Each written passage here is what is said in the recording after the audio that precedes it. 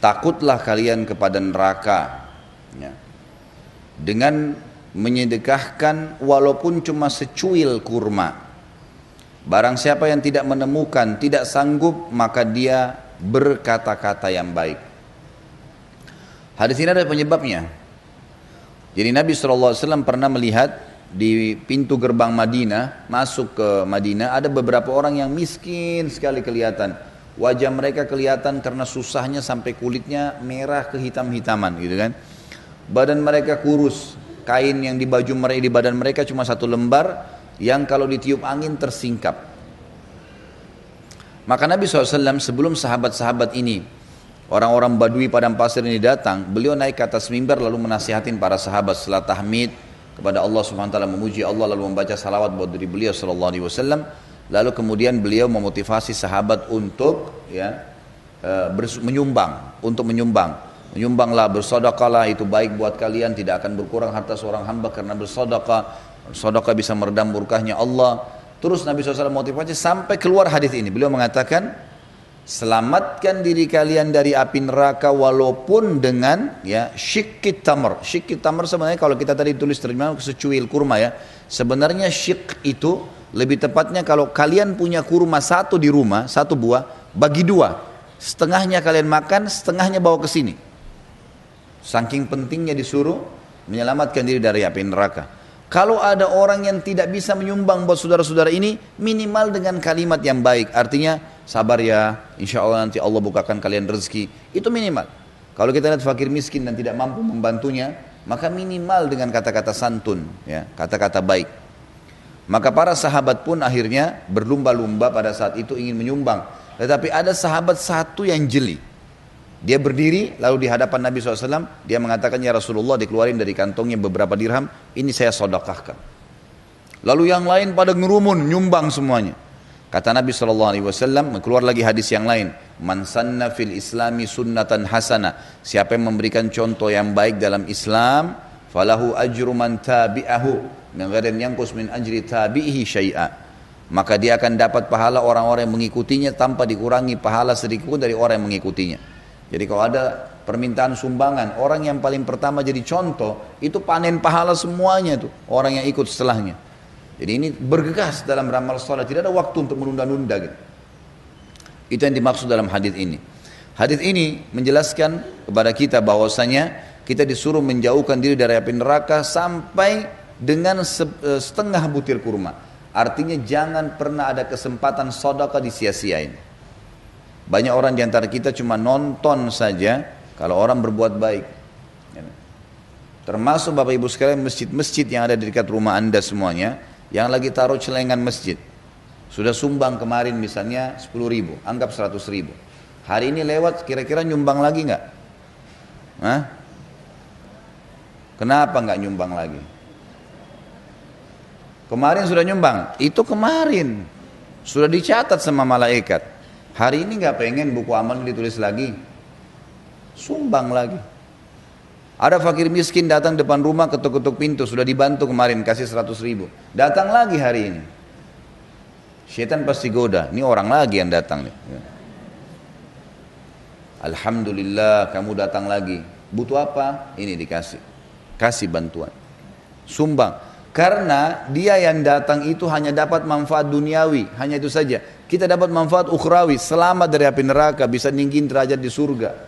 Sampai Abdullah bin Umar dan Abdullah bin Abbas radhiyallahu anhum ajma'in, itu kalau orang tiap hari ada orang miskin datang ke rumahnya minta. Kalau tidak datang dikejar sama dia, dicari. Mana itu orang miskin yang biasa minta? Kita malah bersyukur kalau tidak datang lagi gitu kan. Jadi mestinya kita faham nih, mengejar akhirat dengan memperbanyak amal soleh. Jangan cuma tonton orang lain berbuat, atau jangan cuma tahu ada orang subhanallah sudah tidak nyumbang, caci maki lagi. Gitu.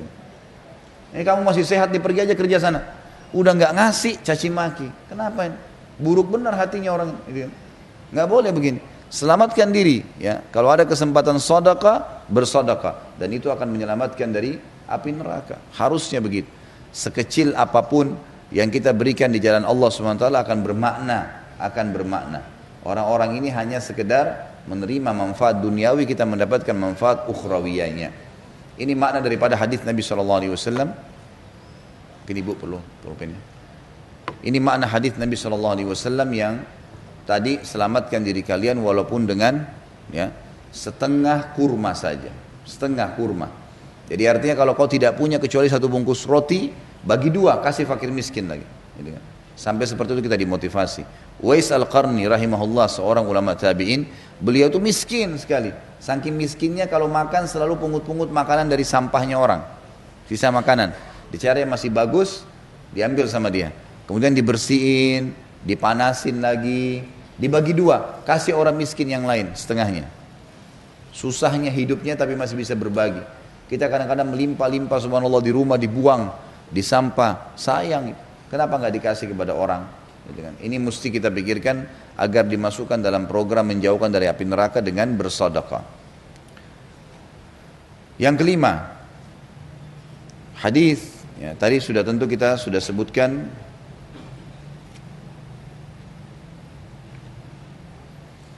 Maksud saya di sini poin kelima ya. Di buku ini nanti Bapak Ibu perlu paham juga metode penulis. Hadis yang pertama yang diangkat oleh beliau di pasal pertama ditulis nomor 1. Coba lihat deh kembali, ya kan? Jadi kenapa di sini di pasal kedua ancaman tentang neraka hadisnya langsung nomor 4? Tahu sudah maksudnya? Hah? Belum paham? Coba dilihat di sini di halaman 108 hadis Adi bin Hatim tadi yang kita baca. Angka nomor berapa di situ? 4. Baik, kalau kita buka selembar sebelumnya, ini kan pasal baru, ya. Pasal baru, tidak ada hadis sebelumnya. Kok bisa langsung angka 4 di situ? Lihat angka nomor 3-nya hadis adalah di halaman 106 di bahasan sebelumnya. Jadi metode penulis di sini dari awal bahasan tentang neraka ini nanti sampai akhir bahasan neraka itu angka-angka hadisnya diurutin sama dia. Artinya dari bahasan pasal pertama ini sudah hadis keempat. Kalau di pasal ini baru hadis pertama, gitu kan? Bisa ditangkap ya? Alhamdulillah materi masih pagi. Ini kalau malam ngantuk susah juga. Baik, di sini hadis kedua dalam pasal kita berarti hadis kelima dalam bahasan neraka.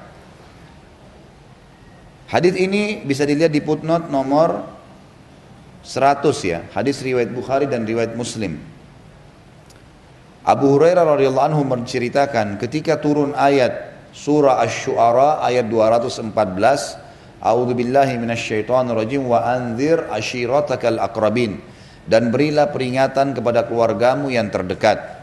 Maka Rasulullah SAW berseru kepada kaum Quraisy, baik secara umum maupun secara khusus, dengan sabda beliau, wahai Bani Ka'ab ibn Lu'ay, selamatkan diri kalian dari api neraka. Wahai Bani Murrah bin Ka'ab, selamatkan diri kalian dari api neraka. Wahai Bani Abdul Muttalib, selamatkan diri kalian dari api neraka. Wahai Fatimah, anak beliau yang paling beliau cintai radhiyallahu anha, selamatkan dirimu dari api neraka. Sesungguhnya aku tidak memiliki sesuatu untuk kalian yang bisa membebaskan kalian dari murka Allah.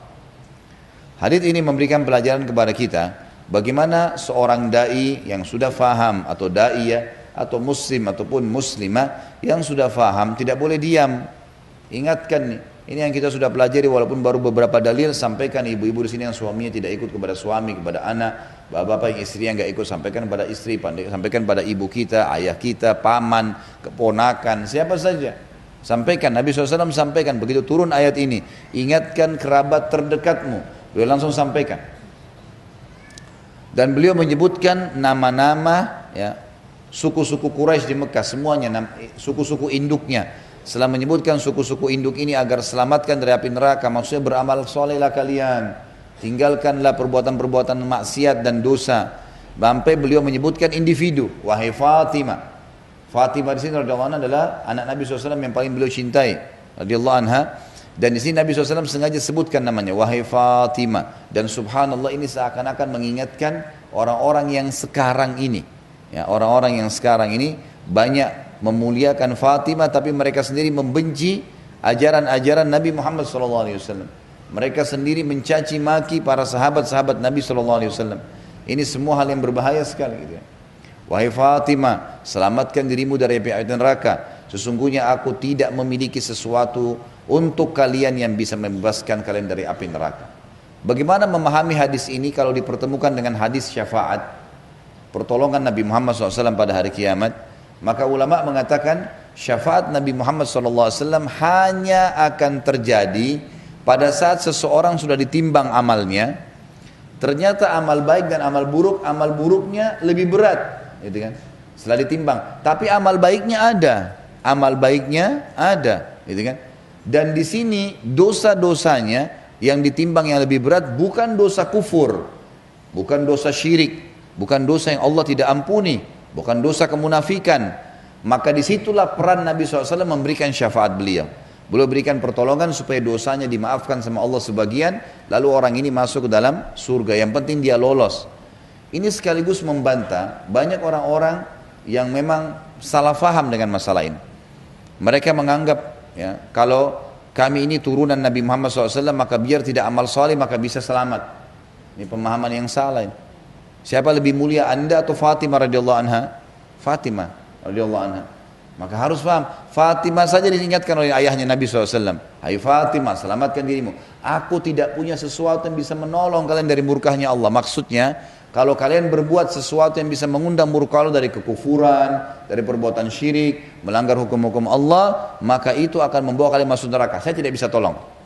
Kata Nabi SAW, saya tidak bisa tolong. Jadi yang bisa ditolong siapa? Orang yang memang dosanya bukan dosa yang mengundang murkahnya Allah, dalam arti kata, bukan dosa kufur, bukan dosa kemunafikan, bukan syirik. Dan itu yang Nabi SAW bisa tolong. Tapi selain ini tidak bisa ditolong oleh Nabi SAW. Ini sabda beliau, bukan perkataan saya.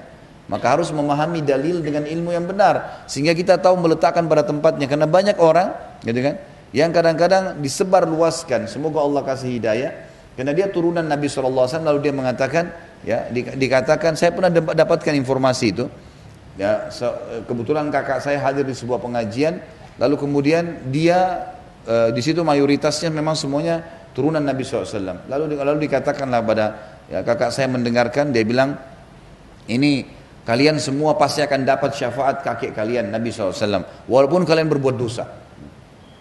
Ini pemahaman yang salah ini, gitu kan? Tidak boleh seperti ini. Justru kalau anda adalah keturunan Nabi SAW, anda harus di baris depan membela sunnah kakek anda SAW, gitu kan?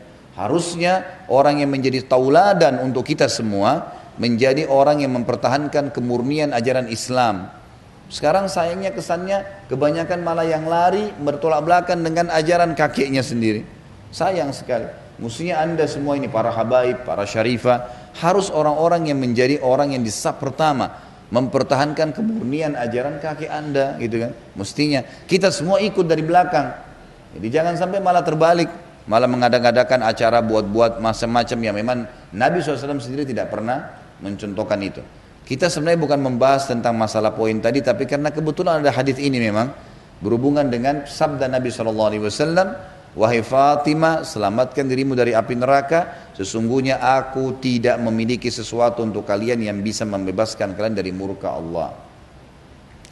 Hadis selanjutnya, hadis yang ketiga di pasal ini, hadis yang keenam dari awal bahasan tentang neraka. Hadis yang diriwayatkan oleh Imam Bukhari dan Imam Muslim. Abu Hurairah radhiyallahu anhu meriwayatkan Nabi SAW bersabda, perumpamaan aku dan kalian adalah seperti seseorang yang menyulut api. Orang lagi nyalain api unggun, lalu belalang dan kupu-kupu masuk ke dalamnya. Kalau kita lagi bakar api unggun di tengah-tengah hutan, itu banyak sekali kita akan temukan belalang sama kupu-kupu. Mereka datang dan akhirnya kebakar, karena mereka anggap itu cahaya bisa berlindung di situ. Mereka tidak tahu kalau itu api yang bisa membakar mereka. Perumpamaan aku dan kalian seperti seseorang, beliau SAW seperti penyulut api, kita semua ini seperti belalang dan kupu-kupu. Lalu belalang dan kupu-kupu masuk ke dalamnya dan ia menghalaunya. Si pemilik api menghilang-hilangkan, ya, menyelamatkan dari api itu. Aku menghalangi kalian dari api, tapi kalian lepas dari tanganku. Maksudnya kalian lepas ini bahasa santun dari baginda Nabi SAW. Ya. Kalau sebenarnya ada orang di antara kalian sudah saya ingatkan, nggak mau dengar. Nggak boleh, haram, jangan masuk neraka, nggak mau dengar. Lepaslah dari tanganku gitu. Makanya sabda Nabi SAW yang lain, kullukum yadkhulul jannata illa man aba. Kalian semua pasti masuk surga kecuali yang nolak.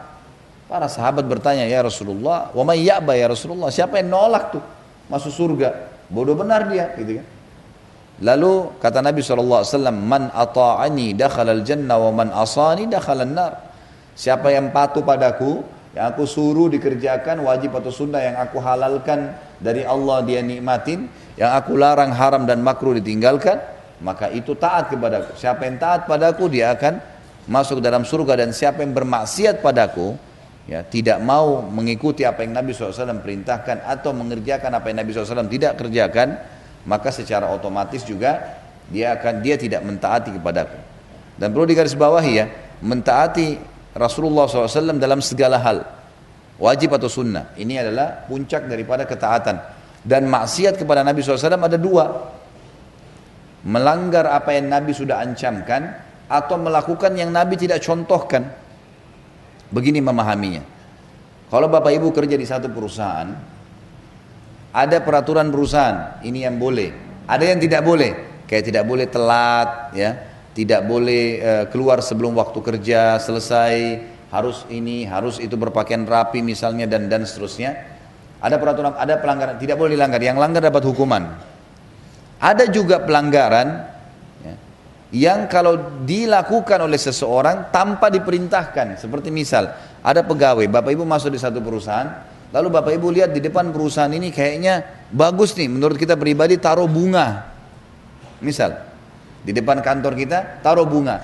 Pemilik perusahaan tidak pernah taruh bunga dan tidak mau bunga. Bapak Ibu niatnya baik, mau taruh bunga, gitu kan. Begitu ditaruh, pimpinan perusahaan tidak pernah perintahkan. Kira-kira itu pelanggaran atau bukan? Pelanggaran. Artinya mengerjakan apa yang tidak diperintahkan, pelanggaran itu. Gitu ya. Ada orang masuk di kantor, warna cat temboknya putih. Ah, saya suka warna coklat, cat sendiri. Gitu ya. Dia lakukan sendiri. Inisiatif dari dia, karena dia anggap lebih baik. Pimpinan perusahaan tidak mau. Dia tidak perintahkan itu. Gitu ya. Pelanggaran atau bukan? Pelanggaran. Berarti pelanggaran di sini adalah melakukan apa yang sudah dilarang atau mengerjakan apa yang memang tidak dititahkan, nggak disuruh. Suruh keluar beli barang, satu barang, dia keliling kemana-mana beli barang-barang yang lain, nggak disuruh. Orang buru-buru butuh sesuatu itu, ini sudah pelanggaran di kemana-mana nih, mestinya nggak boleh, kan gitu. Seperti itulah memahaminya. Jadi Nabi SAW di sini mengatakan ada orang lepas dari tanganku karena tidak mau mentaatiku, tidak mau mengerjakan yang diperintahkan, dan mau melanggar apa yang dilarang dan yang tidak dicontohkan. Hadis terakhir dari pasal ini adalah hadis di footnote nomor 102 riwayat Imam Muslim dan Imam Tirmidzi. Ibnu Mas'udin radhiyallahu anhu meriwayatkan Rasulullah SAW bersabda, api didatangkan pada hari kiamat yang memiliki 70.000 rantai. Ya, lebih tepatnya itu rantai ya, bukan tali. Jadi diubah tali itu menjadi rantai, karena memang bahasa Arabnya yu'ta bi jahannama yaumal qiyamah wa 'alaiha sab'una alfu zimam. Zimam itu adalah rantai-rantai yang diikat, dililit. Api neraka Jahannam didatangkan pada hari kiamat, bangunannya yang memiliki 70.000 ya, tali kendali atau rantai yang ditarik. Ya. Pada tiap-tiap tali kendali rantainya itu terdapat 70.000 malaikat, mereka semua menariknya. Jadi setiap satu rantai itu ada 70.000 malaikat kali 70.000 rantai. Bayangkan bagaimana besarnya neraka Jahannam itu. Tapi saksi bahasan kita adalah adanya di sini ancaman tentang neraka, dan sangat wajar dan sudah semestinya neraka itu memang kita hindari dan takut padanya. Jangan terpengaruh dengan orang yang mengatakan, ini pemahaman perlu diluruskan. Jangan kamu sembah Allah karena ya ada surga, dan jangan kamu takut sama Allah karena ada neraka. Ini pemahaman yang salah ini. Bagaimana caranya? Yang suruh kita kejar surga Allah, gitu kan? Al-Imran ayat 133 menjelaskan itu. A'udzubillahi minasyaitonirrajim, wasari'u, berlumba-lumbalah kalian, bersainglah kalian, ila maghfiratin min rabbikum, kepada pengampunan Tuhan kalian, wa jannatin arduhas samawati wal ardu iddan lil muttaqin, Dan kejarlah surga itu. Jadi kan yang luas, yang seluas langit dan bumi, dijanjikan untuk orang-orang yang bertakwa. Jadi memang kita menyembah Allah dengan mengejar surga itu target utama. Kata ulama, kesempurnaan ibadah seorang hamba kalau misal kita lagi sholat, kita memang sengaja mengejar fadilahnya sholat itu. Misal kita sholat, karena ada hadis Nabi SAW yang mengatakan dalam riwayat Bukhari Muslim, bagaimana kalau depan rumah seseorang dan kalian ada sungai yang deras mengalir, kemudian kalian mandi sehari 5 kali, apakah tertinggal kotoran di badannya? Kata para sahabat, tidak ada ya Rasulullah. Kata Nabi SAW, begitu pula dengan 5 waktu sholat, membersihkan dosa-dosa kalian. Bolehkah saya sholat dengan mengejar pengampunan dosa itu? Jawabannya bukan cuma boleh, harus. Harus. Memang kita kejar itu. Itu puncak ibadah. Saya pergi haji supaya misal dihilangkan kesusahan hidup saya. Boleh nggak? Kalau ada dalilnya, ada hadis Nabi. Haji dan umroh yang dikerjakan secara berkesinambungan akan menghilangkan kesusahan hidup dan kefakiran sebagaimana api menghilangkan karat dari besi. Kita kejar itu, memang itu puncak ibadah. Sedekah akan memperbanyak rezeki. Memang begitu hadis Nabi SAW. Mana kasamalun min sedekah, kata beliau. Tidak akan berkurang harta seorang hamba karena sedekah, maksudnya akan terus bertambah, gitu ya. Itu yang dimaksud. Jadi puncak ibadah adalah justru mengejar janjinya Allah di situ. Sama halnya puncak kepatuhan kepada Allah Azza wa Jalla dalam meninggalkan pelanggaran itu dengan takut terhadap ancamannya. Saya tinggalkan riba. Kenapa? Ada hadis Nabi bunyinya, 1 dirham riba lebih berat daripada 36 kali berzina. Saya takut. Misal, itu kan?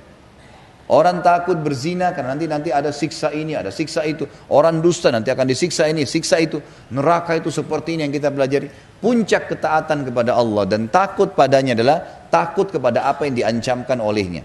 Karena dengan patuh tadi kita berarti patuh pada Allah, mengejar surga berarti kita mengejar apa yang Allah suruh, dan takut dari neraka berarti kita takut pada apa yang Allah suruh kita takut. Berarti kita takut kepada Allah sebenarnya.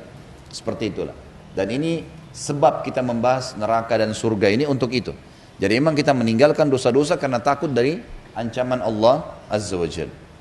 Baik, kita tutup ini dengan bahasan pasal setelahnya. Kita akan bahas sampai pasal keempat ya. Masih ada waktu sebentar insyaAllah. Pasal ketiga, kita sekarang pindah setelah berlindung kepada api neraka, adanya ancaman-ancaman neraka yang memastikan memang ada dalilnya dan neraka itu benar ada. Yang ketiga adalah pintu-pintu neraka. Kita pindah sekarang ke fisik neraka itu sendiri. Allah Subhanahu wa taala berfirman dalam surah Al-Hijr menjelaskan tentang jumlah pintu neraka. Dan bahasan tentang pintu, Bapak Ibu sekalian, adalah bahasan tentang bangunan sebenarnya. Jadi gini, dari mana kita bisa tahu rumah ini mewah atau rumah ini kumuh? Yang paling pertama orang bisa nilai dari apanya? Pintu. Kira-kira kalau rumahnya mewah di dalam, dia pakai pintu kayu, dia pakai pintu rotan misalnya? Nggak mungkin. Pasti dia pakai pintu yang megah, gitu kan? Sebagaimana nggak mungkin di dalam rumahnya kecil kumuh, lalu dia pakai pintu yang megah yang mahal. Nggak mungkin, lebih baik dia bongkar rumahnya, gitu kan? Diganti daripada dia beli pagar atau dia beli pintu yang bagus. Gitu. Jadi pintu itu memang simbol sebenarnya. Sama dengan makna hadis tentang masalah Ramadan. Kalau tiba bulan Ramadan, maka semua pintu-pintu surga dibuka, semua pintu-pintu neraka ditutup, gitu kan? Itu menggambarkan kalau dibuka pintu surga di Ramadan dan ditutup pintu neraka, kira-kira manfaatnya buat kita apa nih? Sementara kita masih belum masuk surga dan juga belum ada orang masuk ke neraka. Masih ada proses masuk kuburan, ditimbang amal baru nanti masuk ke salah satunya, gitu kan? Ternyata yang dimaksud adalah dibuka pendaftarannya, dan pintu menggambarkan tentang bagaimana kita akan masuk ke bangunan itu. Ramadan dibuka pendaftaran untuk masuk surga, juga di Ramadan dibuka pendaftaran untuk selamat dari api neraka. Sama kalau orang buka pendaftaran kampus misalnya dari tanggal 1 Januari sampai akhir Januari. Ini pembukaan pendaftaran, yang daftar akan diterima, gitu kan. Lewat dari ini maka bisa, tapi sangat sulit, gitu. Ini yang dimaksud tadi. Jadi pintu-pintu itu menggambarkan tentang bangunannya sebenarnya. Disebutkan dalam surah Al-Hijr, kalau neraka punya 7 buah pintu. Ayat 44, A'udzu billahi minasyaitonir rajim, laha sab'atu abwabin likulli babin minhum juz'um maqsum. Jahannam itu mempunyai 7 pintu. Tiap-tiap pintu telah ditetapkan untuk golongan yang tertentu dari mereka. Jadi ini menjelaskan tentang jumlah pintunya saja. Jumlah pintunya. Pintunya ada 7. Kalau di dalam hadis, dilihat di footnote nomor di hadis nomor 8 di bahasan kita, dan ini hadis pertama di pasal ini. Hadis yang diriwayatkan oleh Imam Ahmad dan disahihkan oleh Syekh Albani dalam berbagai jalannya dalam silsilah hadis sahihah. Utbah bin Abdissalam radhiyallahu anhu menceritakan, aku mendengarkan Rasulullah sallallahu alaihi wasallam bersabda, al-jannatu laha thamaniyata abwab wan naru laha sab'atu abwab. Surga itu mempunyai 8 pintu dan neraka juga mempunyai 7 buah pintu. 7 buah pintu. Pintu kata ulama adalah bisa banyak maknanya, bisa memiliki banyak tujuan, manfaat. Yang pertama, pintu itu menjadi simbol dari bangunan. Yang kedua, pintu itu sebenarnya untuk menutup, ditutup, bukan untuk dibuka ya. Kalau orang mau masuk dibuka, tapi dia ditutup mayoritasnya untuk memastikan orang yang di dalam akan merasakan apa yang ada di dalam. Kalau pintu ditutup, tujuannya kita tutup pintu untuk apa misalnya? Untuk ruangan dingin, gitu kan? Untuk tidak diganggu oleh orang lain. Artinya akan maksimal menikmati apa yang ada dalam pintu itu. Jadi pintu di sini tujuannya ada pintu. Berarti pintu ada. Kalau pintu ini ditutup, maka berarti akan maksimal hal di dalam. Kalau itu sifatnya nikmat, dia akan merasakan maksimal. Kalau dia siksaan pada saat ditutup, banyak orang tidak tahu kalau dalam ternyata orang disiksa, gitu kan? Betul juga adalah maksimal dalam penyiksaan tersebut. Itu maksud daripada bahasan masalah pintu itu sendiri. Selanjutnya poin pasal keempat adalah gambaran panas api neraka. Allah Subhanahu wa taala menjelaskan dalam surah Al-Baqarah ayat 24. A'udzu billahi minasyaitonir rajim. فَإِن لَمْ تَفْعَلُوا وَلَنْ تَفْعَلُوا فَاتَّقُوا النَّارَ الَّتِي وَقُودُهَا النَّاسُ وَالْحِجَارَةُ أُعِدَّتْ لِلْكَافِرِينَ. Maka jika kamu tidak dapat membuatnya dan pasti kamu tidak akan dapat membuatnya, maksudnya di sini adalah bahasan tentang kalau kalian mau memaksa menolak Allah, ya, tidak mau beriman pada Allah, kalian percuma, tidak akan bisa melakukan apa-apa. Tidak ada Tuhan selain Allah. Kalau kalian mau membuat itu atau kalian tidak dapat melakukan, ya, maka cobalah pelihara diri kalian dari api neraka yang bahan bakarnya dari manusia dan batu. Ingat, kalian kafir kan akan masuk neraka. Nanti hari kiamat yang dikatakan, coba selamatkan diri kalian dari api neraka nih. Kalau selama ini kalian pungkiri Allah Subhanahu Wa Taala, yang bahan bakarnya dari manusia dan batu, yang disediakan bagi orang-orang yang kafir. Ya. Tentu batu berbeda ya. Batu itu diadakan penelitian oleh sebagian ulama. Kalau seandainya arang atau kayu ya, biasa yang dipakai kayu untuk dijadikan sebagai bahan bakar atau rumput-rumput, semua itu akan habis. Berbeda dengan batu. Batu itu kalau dipanasin, maka dia cuma berubah menjadi panas. Dia tidak berkurang. Jarang sekali kalau batu-batu yang kuat, yang keras, itu kemudian kalau dibakar, setelah dia cuma berubah panas, atau dia kalau sudah selesai apinya dipadamkan, dia akan jadi dingin. Tapi batu itu tetap sama bentuknya. Maka bahan bakar neraka dari batu ini maknanya adalah bahan bakarnya tidak akan pernah berhenti. Karena selama dia dipanasin, dia akan panas terus batu itu. Dia akan panas terus. Kita lihat batu-batu gunung misalnya, kena matahari ratusan tahun. Dia cuma berubah menjadi panas. Tidak hancur, padahal panas sekali matahari. Kalau mau dibayangkan sesuatu yang kita letakkan di panas matahari dan berminggu-minggu, itu udah rusak sebenarnya gitu kan. Tapi ini tidak. Jadi batu memang berbeda. Makanya Allah SWT sebutkan bahan bakarnya dari batu nih. Hati-hati. Panasnya nggak pernah redah, tidak akan pernah hancur dan lapuh gitu kan. Ini perlu diketahui. Makanya dimaksudkan gambaran tentang panasnya api neraka. Kemudian disebutkan dalam surah Al-Ghashiyah ayat 2 sampai ayat 4. A'udzu billahi minasyaitonir rajim. Wujuhun yaumaidin khashi'ah 'amilatun nasibah tasla naran hamiyah. Banyak muka pada hari itu tunduk terhina di hari kiamat nanti. Wa na'udzubillah. Karena kekufuran mereka. Bekerja keras lagi kepayahan. Mereka berusaha cari pertolongan sana sini, tapi payah, percuma, tidak ada manfaatnya, nggak ada orang yang mau tolong. Allah mengatakan dalam ayat lain, yauma yafirul mar'u min akhi wa ummihi wa abi wa sahibati wa bani likulli imri'in minhum yauma idzin sya'nu yughni.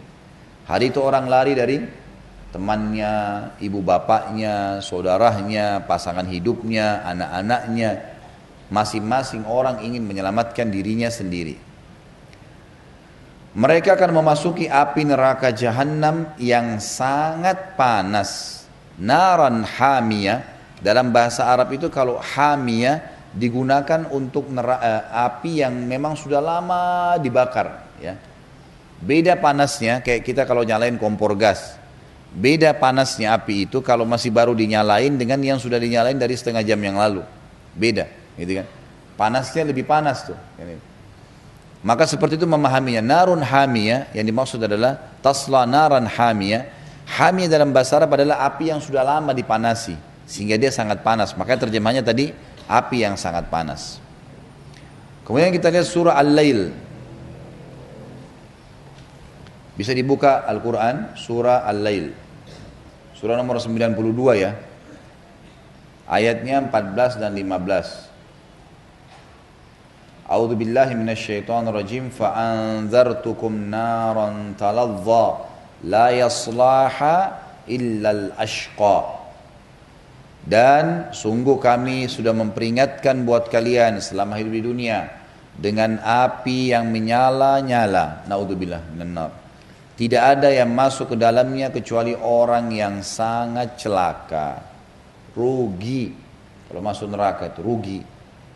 Kalau seandainya Bapak Ibu sekalian orang yang taat sama Allah di dunia ini, kemudian hidupnya susah, nggak makan, nggak minum, nggak bisa tidur, dibenci orang, lain. Berarti sulit orang kalau beriman. Ini enggak. Orang yang beriman tetap makan, tetap minum, tetap tidur, malah namanya harum di masyarakat. Lalu kenapa kita nggak jadi orang baik nih? Apa alasannya? Nggak ada alasannya. Kemudian surah Al-Mursalat. Disebutkan dalam surah Al-Mursalat ini ayatnya ayat 32. A'udzu billahi minasyaitonir rajim. Innaha tarmi bisyararin kal qasr. Sesungguhnya neraka itu akan melontarkan bunga-bunga api yang besar setinggi istana. Setinggi istana. Kalau kita lanjut dengan ayat 33-nya, ka'annahu jimalatun sufur. Seperti iringan unta-unta yang kuning. Artinya deretannya adalah, kita lihat kalau unta jalan di padang pasir, berentetan satu sama yang lain. Maka bola-bola api yang besar, biasanya api itu kalau panas sekali, dia meletup-letup, maka akan melempar bola api. Tidak akan keluar percikan api, kecuali memang dia sangat panas. Kalau api biasa tidak ada letupannya, tapi kalau api yang panas akan ada letupan. Karena panasnya sudah sampai pada puncaknya, dia akan keluar bongkahan-bongkahan api, keluar seperti istana yang tinggi dan seperti rentetan unta. Artinya keluar satu-satu ikut terus begitu, non-stop terbakar. Kemudian dalam surah Masad ayat 3 dikatakan oleh Allah Subhanahu wa taala, kelak dia akan masuk ke dalam api neraka yang bergejolak. Ini tentang Abu Lahab ya. Surah nomor 111. Ayat 3-nya, sayasla naran dzata lahab. Dan pastilah nanti dia, Abu Lahab itu sama istrinya akan masuk ke dalam api neraka yang bergejolak. Saksi bahasan kita bukan masalah Abu Lahabnya, tapi masalah api yang bergejolak. Kemudian hadis Nabi SAW, kalau di dalam bahasan kita ini adalah hadis pertama tentang gambaran panasnya api neraka, tapi dari awal hadis bab tentang neraka sudah hadis ke-9. Hadis ini diriwayatkan oleh Imam Bukhari Muslim. Abu Hurairah anhu meriwayatkan sabda Nabi SAW, narukum hadhihi ma yuqidu banu Adam juz'un wahidun min sab'ina juz'a min nari jahannam. Qalu wallahi in kanat lakafiyat. Qala innaha fuddilat 'alayha bi 69 juz'a kulluhunna mithlu harriha. Api kalian ini yang dinyalakan Bani Adam hanyalah satu bagian daripada 70 bagian api Jahannam. Jadi yang kita nyalain sekarang ini itu adalah 1/70-nya.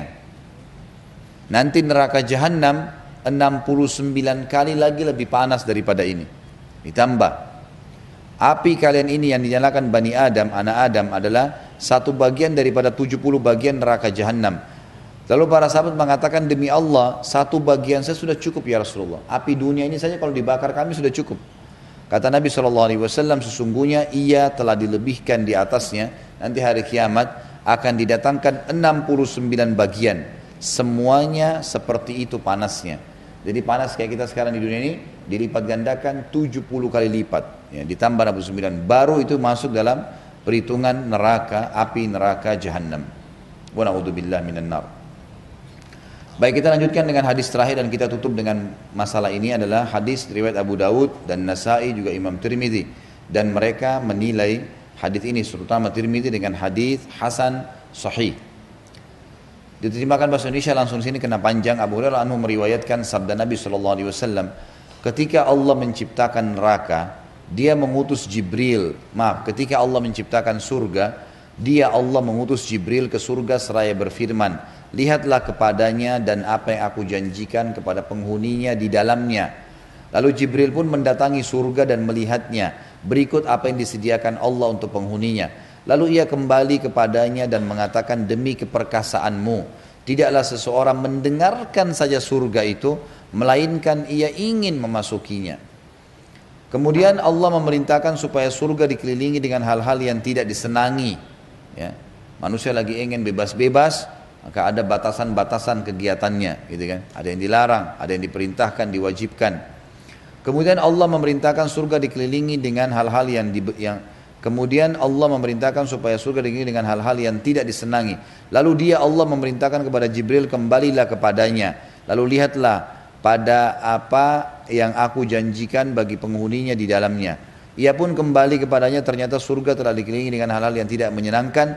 Lalu Jibril kembali kepada Allah seraya mengatakan, demi keperkasaanmu, sungguh aku khawatir tidak ada seorang pun yang akan bisa memasukinya. Jadi karena disuruh bangun sholat malam, dilarang makan ini, dilarang itu, banyak larangan di dalam agama Allah ya, yang tidak disenangi oleh jiwa. Lalu Allah berfirman, pergilah ke neraka, lalu lihatlah kepadanya dan apa yang aku janjikan untuk penghuninya di dalamnya. Ternyata neraka bertumpukan satu sama lain. Lalu ia kembali kepadanya seraya mengatakan, demi keperkasaanmu, sungguh aku khawatir bahwa tidak ada seorang pun mendengarnya lalu akan memasukinya. Tidak ada orang dengar saya neraka sudah tidak mau. Kata Jibril AS. Lalu Allah SWT memerintahkan supaya neraka dikelilingi dengan kesenang-senangan, syahwat, hawa nafsu, mencuri, memukul orang, kerjain orang, ghibah, macam-macam, gitu kan. Lalu Allah memerintahkan Jibril untuk kembalilah ke sana, ke neraka, lihat lagi sekarang. Ia pun kembali ke sana, lalu ia mengatakan, demi keperkasaanmu, sungguh aku khawatir tidak ada seorang pun yang selamat darinya. Karena hawa nafsu semuanya, maka berarti nanti tidak ada yang bisa selamat dari api neraka. Tapi saksi bahasan kita adalah bagaimana Jibril alaihissalam, makhluk Allah yang sangat patuh, juga tahu tentang pedihnya api neraka itu. Susah nih untuk selamat dari api neraka. Berat siksaan itu. Allahu a'lam.